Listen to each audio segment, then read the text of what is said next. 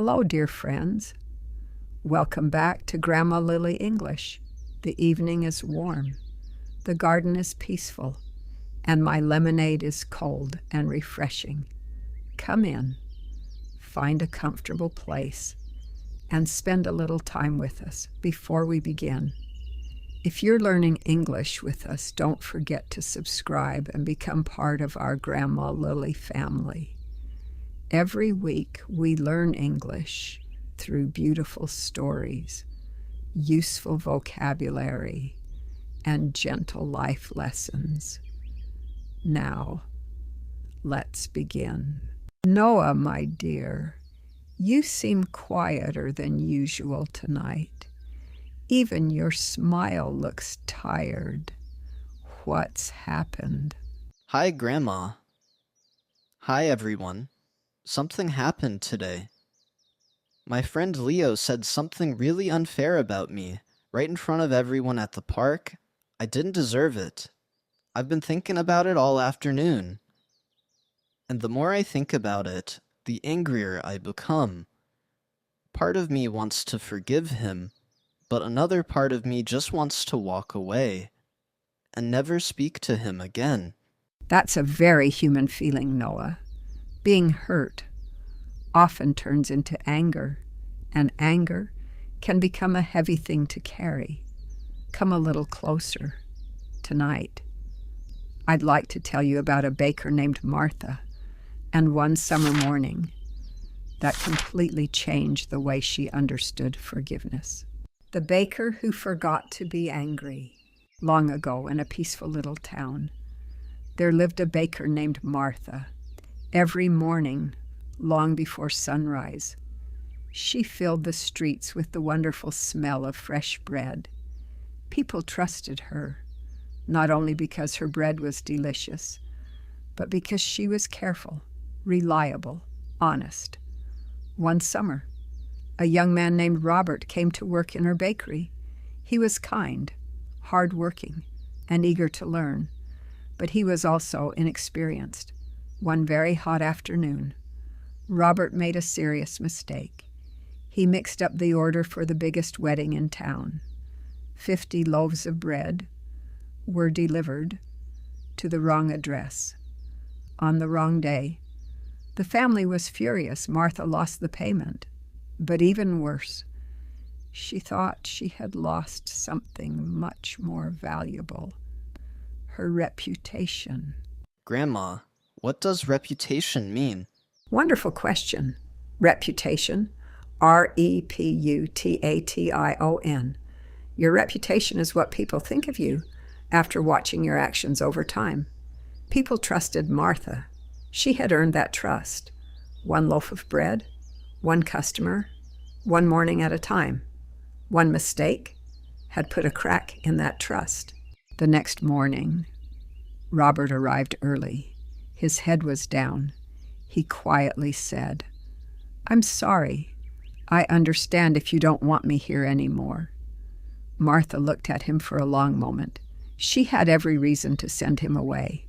The whole town was talking about the mistake. Instead, she quietly said, "Come inside. The ovens won't light themselves."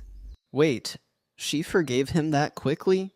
Not exactly, my dear. Forgiveness rarely happens all at once. She was still disappointed.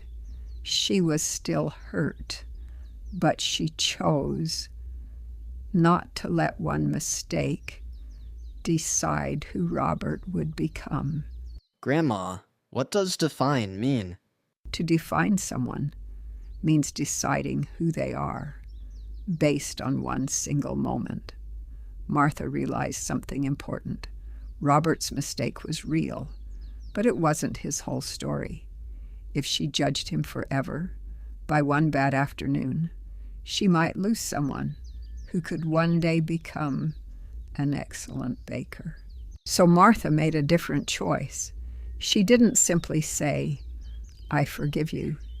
Instead, she said, "We're going to fix this together. You'll help me bake the order again. You'll apologize to the family, and every delivery will be checked twice before it leaves this bakery. It wasn't a free pass. It was a second chance, built on responsibility. I like that. Forgiveness doesn't mean the mistake didn't matter. Exactly. Forgiveness and responsibility can walk side by side. Robert worked harder than ever. He never repeated the mistake. Years later, he opened his own bakery. Ironically, he became famous as the most careful baker in the region. Whenever people asked him why, he smiled and said, "I learned precision from a woman who could have given up on me but chose to teach me instead." Martha didn't simply save a baker. She helped shape a better human being. Dear friends, tonight we learned the structure could have plus past participle.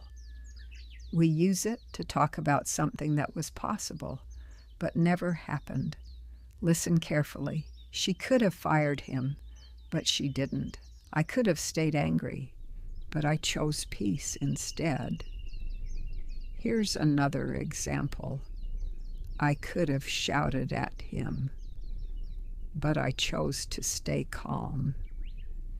Every time we say could have, we remind ourselves that we always have a choice. So I could say, I could have ignored Leo forever, but maybe I should talk to him first. Exactly, Noah. Sometimes one calm conversation can save an entire friendship. My dear, forgiveness doesn't mean pretending nothing happened. It doesn't mean forgetting, and it certainly doesn't mean allowing people to hurt you again. Forgiveness simply means choosing not to let one painful moment become the whole story. One page doesn't have to become the entire book. So I don't have to pretend. I wasn't hurt, but I also don't have to let one mistake decide the future of our friendship. Maybe I'll talk to Leo tomorrow, not because everything is suddenly okay, but because every friendship deserves at least one honest conversation. I think that's a wonderful beginning, my dear.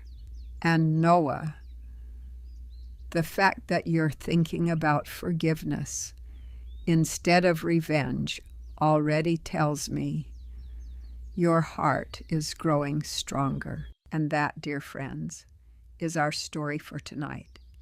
If someone has hurt you recently, don't ask, "Can I forget?" Ask instead, "Is one painful page worth losing the whole book?" If tonight's story touched your heart, please subscribe, share it with someone learning English, and join us again next week. Until then, Good night, everyone, and remember, kindness doesn't erase mistakes, but sometimes it gives people the chance to become better than they ever imagined. good night, dear friends. Take your time.